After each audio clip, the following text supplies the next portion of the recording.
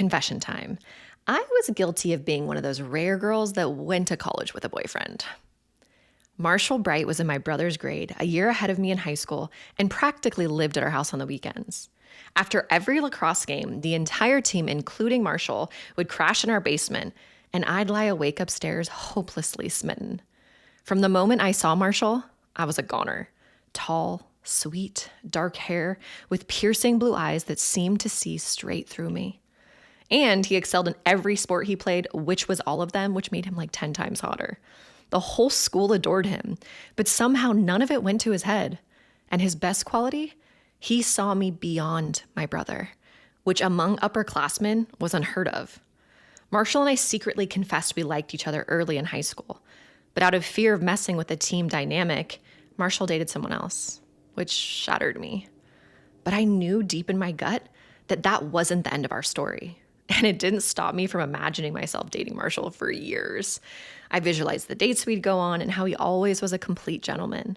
Honestly, I think I imagined it so many times that it eventually came true. My junior year and his senior year, our time finally came.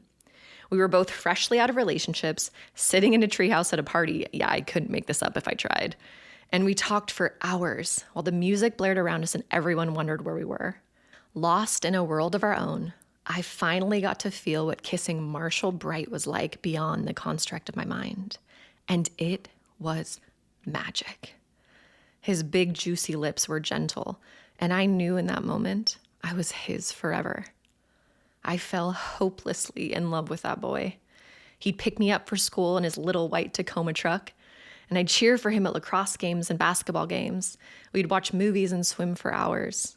He adored me so much that a year before I graduated, he stayed in Vegas to attend community college while I finished school. And when I got into USD, he transferred to a community college in San Diego so we could be together. Everything was perfect. Days before I was setting off to San Diego, Dad knocked on my door. "Hey, Spency, can I talk to you for a second?" My stomach dropped. In my 18 years on this earth, I couldn't remember when Dad ever came to my room to talk to me. Yeah, sure."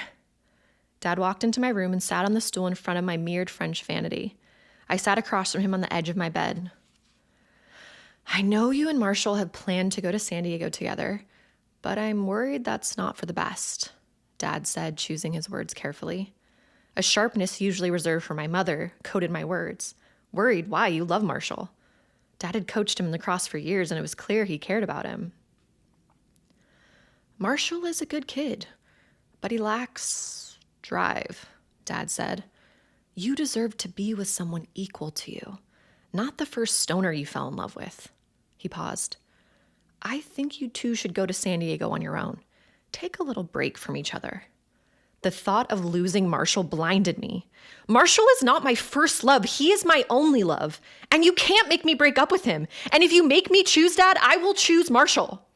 I'd never in my life raised my voice to my dad, but fear tore through me at the thought of losing my other half. Dad studied me with what seemed to be a flash of fear in those eyes. "You love him that much?" "I love him more than anything, Dad," I said, words catching in my throat. Dad took a long breath. "Okay, it's settled then." "What is?" I whimpered. "I'll set up Marshall in my company. He can start interning when you come home next summer." "What? First he wanted me to break up with Marshall and now he was giving him a job?" "Look, sweetie, I've worked my entire life to ensure you and our family are taken care of. So if you choose Marshall, I'll make him into the man who can take care of you. I will make him into the man who deserves my daughter." I sat there, frozen, his words echoing in my head. For so long, I'd lived in a world where Dad's lack of attention equaled indifference. This was him caring for me in the only language he knew, money. I don't know what to say. My chest prickled. "You don't have to say anything. This is what dads are for." He pulled me into an unfamiliar hug. "I love you, Spencer." "I love you too, Dad." I meant it more than I ever had before.